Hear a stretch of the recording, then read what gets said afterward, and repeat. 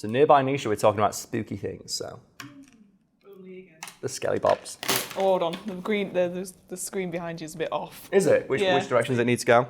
This way? Yeah, to your right. Yeah, that'll do. That's going to freak someone out. Someone at home's not going to like that. Someone's like, I don't like that the green screen and the blue screen can move. Oh no! Daniel Day-Lewis is a renowned multi-award winning method actor so committed to fully embodying the roles in which he plays that other actors have told him to calm down. Something that resulted in the actor having to walk away from a performance of Hamlet when he felt the presence of his own departed father on stage with him. See, Daniel Day-Lewis is one of those people, I know the name, but I couldn't tell you what he did or what he's been in. And that's because Daniel Day-Lewis becomes his character. He is like Gary Oldman squared. So do you like the famous like Gary Oldman becomes his character? Yeah. To the point where he could play a steak dinner and you wouldn't notice till you asked for dessert. Like Daniel Day-Lewis is like that, but he's even more insane. Because like Gary Oldman, very famously, is like a very good method actor. And I think to the point where he lost his own British accent. That's like a story about Gary Oldman where he had to relearn his British accent because he was spent so long playing other people. Daniel Day-Lewis takes it a step further. To the point where like he very famously was told by another actor, why don't you just try acting? What? And you might be wondering, what would prompt him to say? Well, for a film aptly titled The Boxer, Daniel Day-Lewis spent 3 years learning how to box. And that's pretty common, isn't it? You know, a lot of actors learn fighting, but they don't spend 3 years doing it. Yeah, that is a lot of time and effort to put into a role. Just in regards to the time, 3 years is longer than the production of most movies.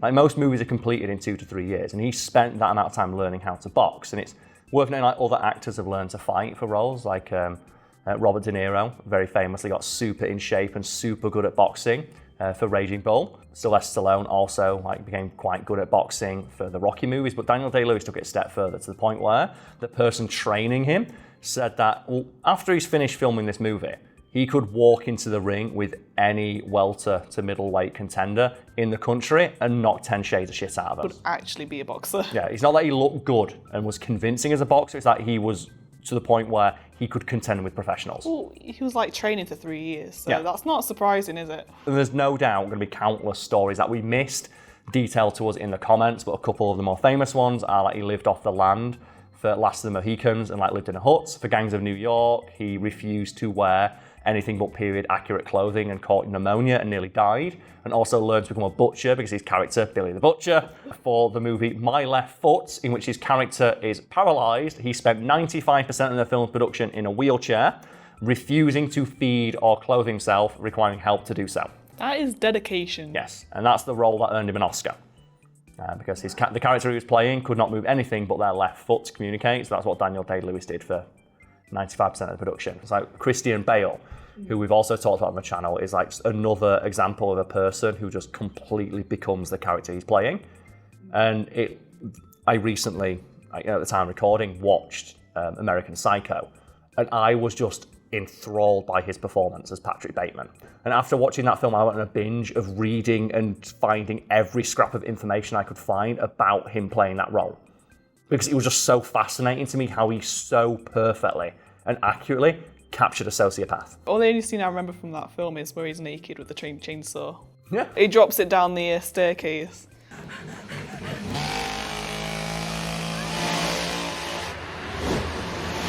I would recommend watching it because just there's so many little character things that he does that no other actor would have thought of doing. And it led to me reading a line while I was doing that aforementioned research that just knocked me on my arse, where they described Christian Bale as potentially the only actor working today who could play either the Batman or the Joker and win awards for it.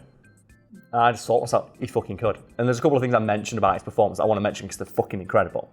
Like where there's a split second where his mask drops, where he's talking to a lady in a laundromat, and it's like, oh hey, yeah, you can fix that, and the instant her eyes turn off, because he doesn't have to put it on anymore. He doesn't have to pretend. I need to rewatch that. It's really cathartic to watch. The scene where he beats up Jared Leto, like, hey, Paul! Yeah. And something I've been doing recently is I've been rewatching all of Breaking Bad in anticipation of a week of Breaking Bad and Better Call Saul content we're going to do when the finale of Better Call Saul drops.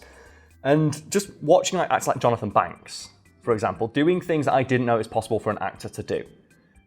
Is he the one who plays Mike? Yes. Yeah. And there's a scene where he's talking to Walter about when he was a police officer and he went in to answer a domestic disturbance call and the lady was killed. And just during that scene, and I don't know how the actor does it, like his lip just starts shaking because he's so fucking angry recalling this memory. And then I thought to myself, that's an actor who's pretending to be this person, but that emotion is 100% genuine. It's what actors have to do. It's like with Daniel Day-Lewis, where he said, like, the only way I can portray the characters that I play is to completely embody them, which is how he was haunted by his dad.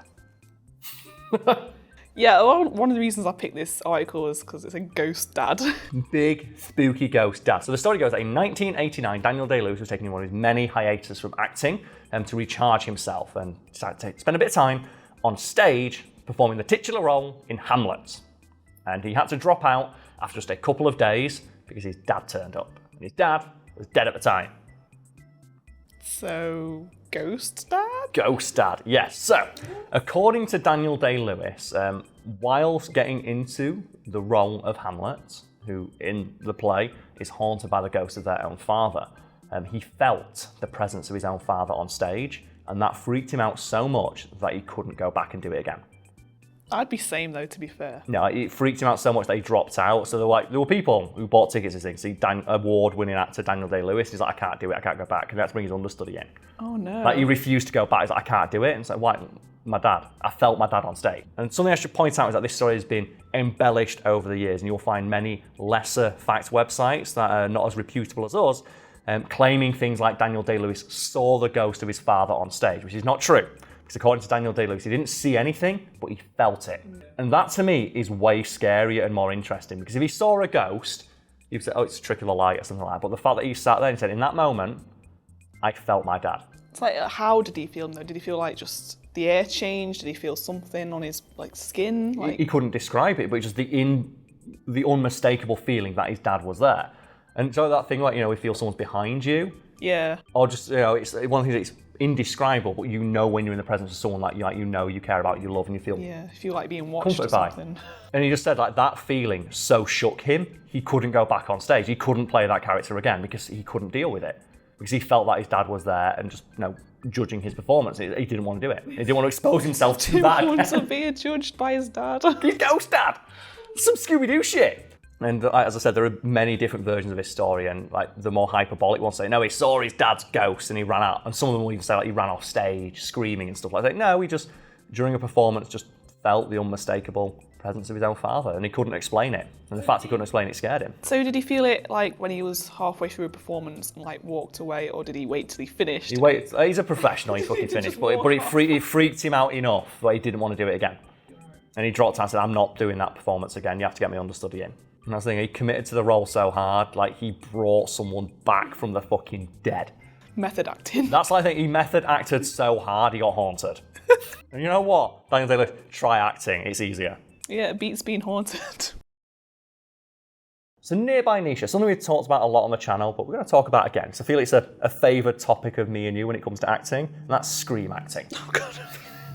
I have no more. That's the thing, I don't think people appreciate scream acting enough. I've not seen any more scream acting since we last talked about it. We haven't, no, but the idea of being able to embody the feeling of abject terror is super interesting to me, because it's something that is so difficult to do. I mentioned Jonathan Banks' performance, where he captures just seething rage so effectively, or Christin Bale portraying no emotion whatsoever, just pure sociopathy. Or Daniel Day-Lewis in all of his roles been able to fully embody the character in that moment. And I think scream acting is just the perfect example of that, of just in that moment they are petrified, and for an actor to be able to do that convincingly is very impressive to me. So is there any other heightened emotions then that you feel are especially difficult for actors to convey? Or crying, I think, being upset. Because you see a lot on I don't watch them as much anymore, but on soaps, soap dramas, when the actors are trying to cry and they don't have any tears or anything, they're just kind of They do that, yeah. They no. rub their eyes so their eyes get red, and that's another one. Yeah, I think it's a hard emotion to convey unless you are actually upset, I think. Or you fully embody the role and work yourself into it in that moment. Anger is a difficult one to portray as well. of like a genuine scream of just rage. And that's something that you see more in animation than you do in film, I feel. So we talk a lot about, like, we're big fans of Dragon Ball. Yeah. And like some of this screaming in that, of like, just genuine screams of just pure, unfiltered rage, like when Goku goes like Super Saiyan 3. It's like I saw like behind the scenes stuff of is it Sean? I can't remember his last name. Sean Shamel, where he fainted in the recording booth doing Super Saiyan 3. Yeah, they always say like, what's the hardest thing about voice acting? It's like, it's the screaming. Yeah. It's the screaming, because your voice just kind of like is hoarse for like days after. I'm not surprised. I think it's not just screaming loud, it's screaming while conveying a specific, like when Gohan goes Super Saiyan 2. He's not just screaming because he's mad. There's many emotions within him in that moment, like, it's pure rage, but also sadness, and then like, just the frustration that he has to resort to violence when he doesn't want to do. And it's one of those things where if there was a worse actor doing that scream, that emotion would not get across, and that moment would come across as funny. Because we've all seen like bad voice acting in animation and anime. Now, I don't think anyone would say like, the screams in Dragon Ball. It's like, they must have to hire people because they can scream real loud. Worst voice acting for like Dragon Ball stuff is the game that I used to have for PlayStation 1, which was the Dragon Ball GT Final Bout, I think it was called. Is it when they just got in like some random fucker off the street, like Kevin from The Office or something? Oh my god! Right, if I could put like, you can find a voice clip, yeah. Find a voice clip, but honestly, Vegeta's voice actor for that was the worst. Because obviously Vegeta's known for a gruff voice, like, yes. Very deep. This one was just not that at all. It just sounded really snobby and quite high pitched for Vegeta, and I was just like, that's not Vegeta. It's just ruined it all. Show me the result of your training. I will now end this. Something that I tried to act during uni. Because obviously when you're at uni, you have to star in each other's like short films. I appeared in a few short films, yeah. You're like, we just need someone to stand in the background and say a line, not do a voiceover. I had to do an evil laugh. That's quite hard when you're not finding anything funny. Yeah, it's like not everyone could be Brian Fury. Like not everyone could go, I just remembered like another projects that we did. This was like my first year at uni. I had to walk home in the dark and I was being like stalked. This was like part of the story. So I was being stalked. This guy in a mask like appeared in front of me and I had to scream. And I didn't want to scream in the middle of the street. So I just opened my mouth and they put in a scream after me. No, you have to do a scream. That's the thing. You have to. I just opened my mouth like... And it was just so bad because you could see me smiling because I can't take it seriously. Genuinely, it is difficult to do, and it is like a talent and a skill, and it's one that I think should be. It's the same way we've got like Jason Statham saying like stunt acting should be recognised at the Academy Awards. I think they should just have a single scene of just like person who conveyed specific emotion for that year the most convincingly, and they should just every year do a different emotion of like doesn't matter like how good the overall film is, but like what actor managed to convey that specific emotion the best in a film this year.